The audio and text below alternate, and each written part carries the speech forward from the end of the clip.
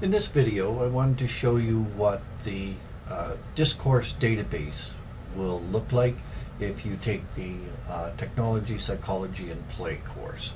And to do that, what I'm going to do is show you the screen and what it will look like when you log in. Now you use any kind of a browser. You'll use either Internet Explorer, Firefox, Google Chrome, it doesn't really matter, Safari. You can use them all and they all work equally well. When you register to the course, I'm going to send you a URL, a link that you follow, and it will get you into the database. Now when you get into the database, what you will do, that link will lead you to this kind of a screen. Ours will say Technology, Psychology, and Play, but the version I'm showing you right now is an older Flex Mode course that we ran last year on Introduction to Computers and Education. You will put your username in, and I will be sending you your username and password along with your link to the database, and up will come the main screen. Now what you can see down here are called conferences, and these are where notes get built. Week after week we end up adding conferences. What I'm going to do is jump over to our database, and it'll be closer to what you will see. I'll be adding some notes between now and the beginning of July, so it won't be exactly like this, but this is the general thing that you will see. And when you go into a week, it starts out without any notes in the conference. There'll probably be one note in there that I have put in that gives you links to that week's readings, or for the Monday readings and the Thursday readings. This is a very straightforward little program to use, and it's very intuitive. You can go back to the home to see the list of conferences. You can see create a new note, and after you've completed your readings, you will want to make some notes in this threaded discourse. That's the first thing that we do. And in creating a note, we just click on that and we give it a note. So this one will simply be test note because we're not actually basing it on the readings. And it's going to remain a public note. And I'm not going to add any co-authors to this one right now. It will just be me. And then I type here is the text of my note.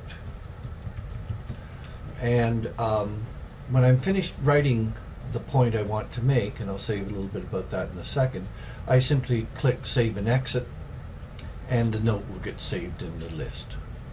Now there it is. We've got one note in the list. And as people read and write notes, this list is going to grow, and it will get quite a bit longer. And that's the idea. So what do you put into a note? Well, what we're interested in with this technology is using the discourse environment that everybody can see and respond to as a way of deepening your understanding.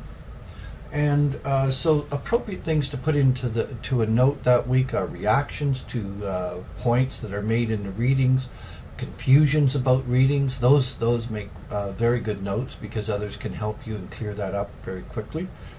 Most times. Sometimes there are deeper issues that you stumble on in the readings, and all of us in the course will need to struggle with those ideas, but they need to be stated explicitly. They can also be alternative explanations that maybe the reading didn't address, weaknesses within the readings, comparing and contrasting points across different readings, themes that are emerging within the course. All of these things are perfectly legitimate sorts of ideas to put into a note. You try and keep your note pretty short, a couple of paragraphs. Sometimes they get longer when you get wrapped up in the ideas, but you try to keep them short so people don't have to read forever to get what the point is.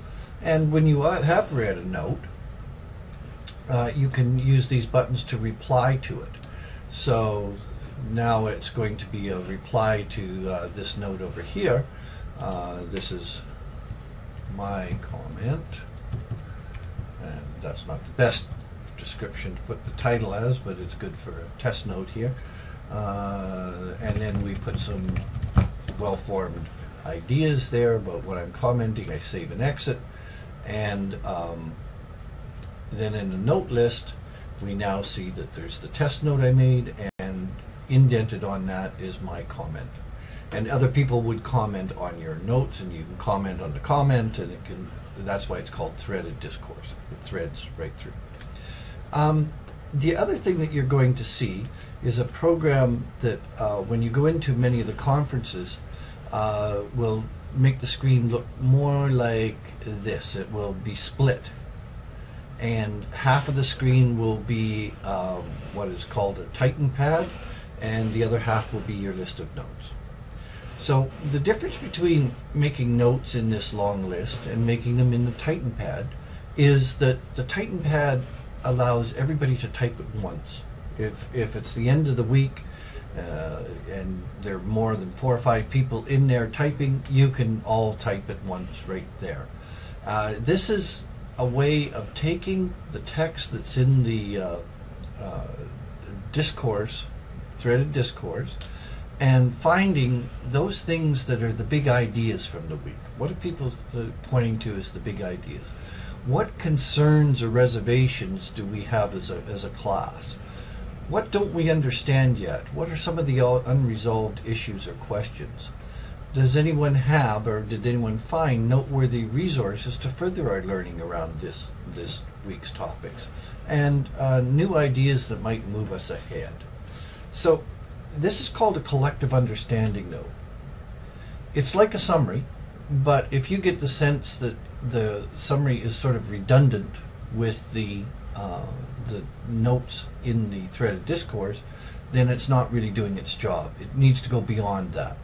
It's a collective understanding note that finds the big ideas, that identifies the problems or concerns for understanding that we might have, that talks about what are questions that still need to be studied, or what are the unresolved issues, and what other things can we look at to help us get a better understanding of these ideas, and finally, how might these ideas be improved, how could we further progress further. So that's going to be a feature in every conference that we're involved with this week, this course. You're going to be building the threaded discourse and engaging each other at that level, and then there's going to be a contribution toward the end of the week that actually fills out the collective understanding note and identifies for everyone in the class where we're making progress, where we still need to do work. I've got it separated right now as 2 screens, but it will be integrated into one screen when you see the program running during the course. Okay, and that's about it. The only other thing is we can have just about anything as a note that we want. We can have, I've got some temporary notes down here. They can be videos. They can, so here's an instance where we've got a video. He's a little more intelligent than it looks like there. But we can have voice notes. We can have text notes. And we're going to make sure that all the help that you need is actually built into the program under technical help. That will be filled with little clips that will help you use the program. And if you're a novice at this, don't worry, we'll hold your hand through this process. If you don't have a computer that allows you to either use KEC or the webinar, we will book a room on the 3rd floor in the Education Commons, and you can use those computers to accomplish what you need to do this course.